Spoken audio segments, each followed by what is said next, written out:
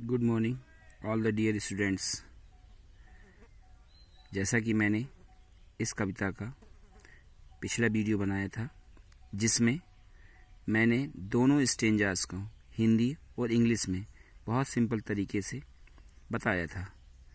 आशा करता हूँ कि आप इसे भली भांति समझे होंगे।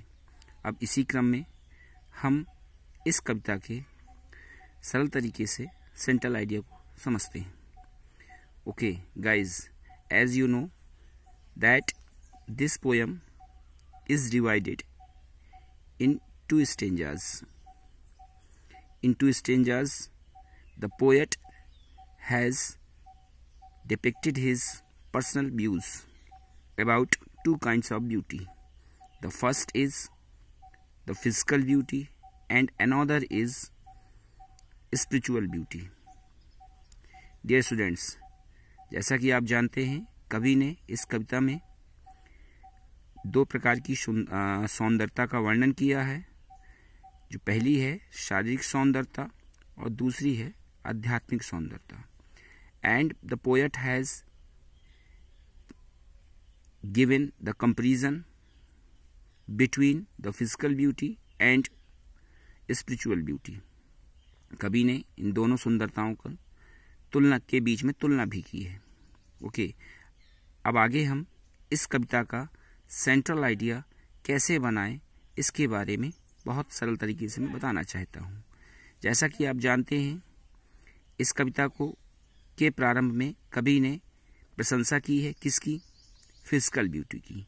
और फिजिकल ब्यूटी क्या है? रोजी चीक्स, कोरल लिप्स और स्टार लाइक आईज, ये फिजिकल ब्यूटी है। जो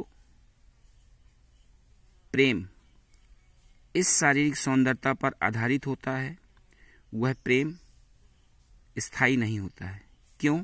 क्योंकि यह शारीरिक सौंदर्यता समय से प्रभावित हो जाती है। समय इस शारीरिक सौंदर्यता को नष्ट कर देता है, और जब समय इस शारीरिक सौंदर्यता को नष्ट कर देता है तो इस शारीरिक सौंदर्यता पर आधारित प्रेम भी नष्ट हो जाता है। किंतु दूसरी तरफ कवि ने आध्यात्मिक सौंदर्यता को बताया है, जिसमें हमेशा स्थिर रहने वाला मस्तिष्क, सच्चे विचार और शांत इच्छाएं, इन्हें हम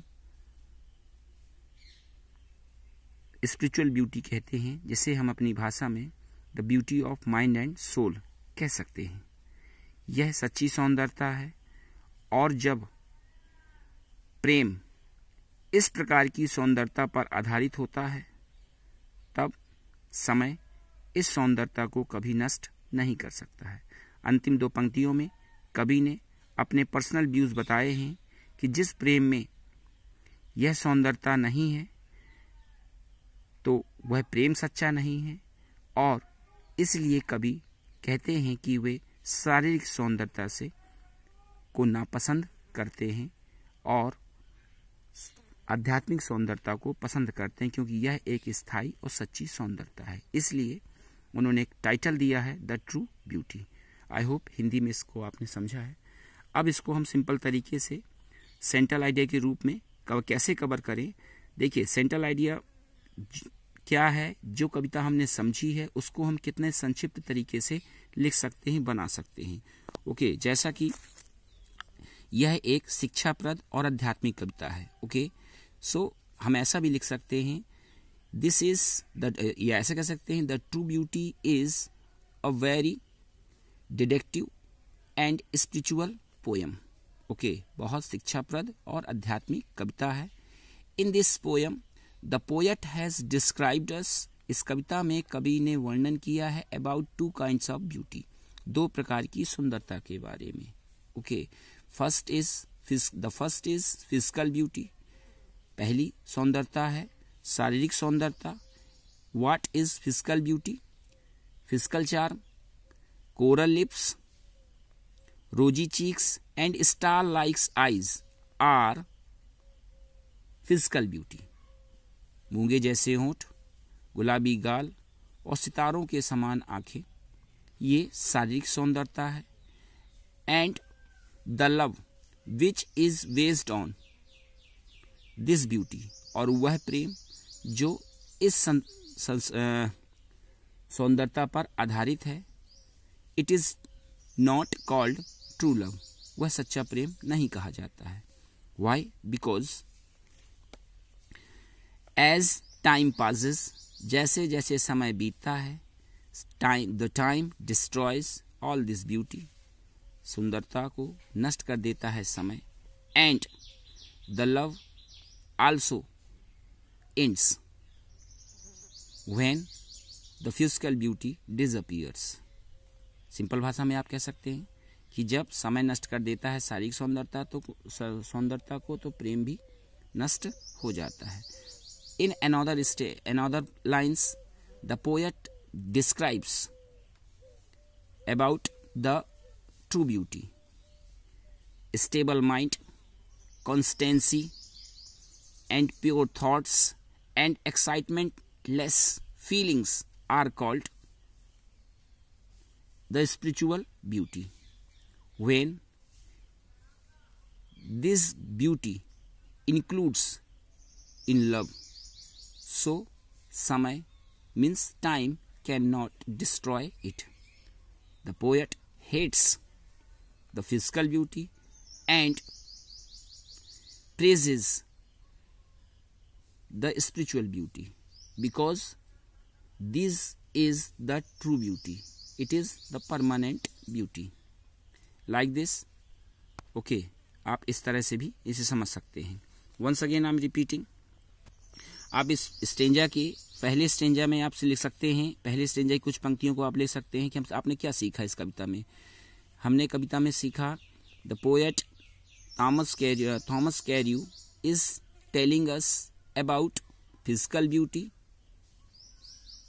okay, and rosy cheeks, coral lips and star like eyes are physical beauty, okay, and as time passes, this beauty ends, and after this, the love which is based on this physical beauty, it also ends. I hope समझ पाए होंगे आप। And the poet praises, depicts the spiritual beauty,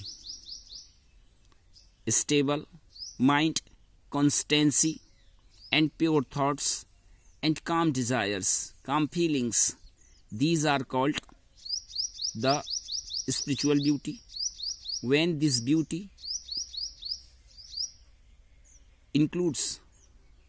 contains in love, so this love remains forever because the spiritual beauty is everlasting. It remains forever. While on the other hand, the physical beauty cannot face the time, but the spiritual beauty stands forever. It is everlasting beauty. You can understand like that. मैं आशा करता हूँ कि आपने समझा होगा, इसका central idea easily भाषा में आपको समझ में आया होगा। ओके, अब देखिए इसमें सेंट्रल आइडिया बनाने में किस टेंस का ज़्यादा प्रयोग होता है? प्रेजेंट इंडेफिनिट टेंस का। कभी कहते हैं कि यह एक शिक्षाप्रद कविता है। ओके, अब इसको आप बढ़ा चढ़ा करके भी बता सकते हैं एक्सप्लेन करने में। अगर एक्सप्लेन करना है तो द पोएट टेल्स अस, कभी हमसे बताते हैं, अच्छा, that about the physical beauty, किसके बारे में बताते हैं? In this stanza the poet tells us about the physical beauty. पहला कॉन्टेक्स्ट इसका हो सकता है, और दूसरे में context in these lines the poet tells us about the spiritual beauty. ये दोनों कॉन्टेक्स्ट हो गया।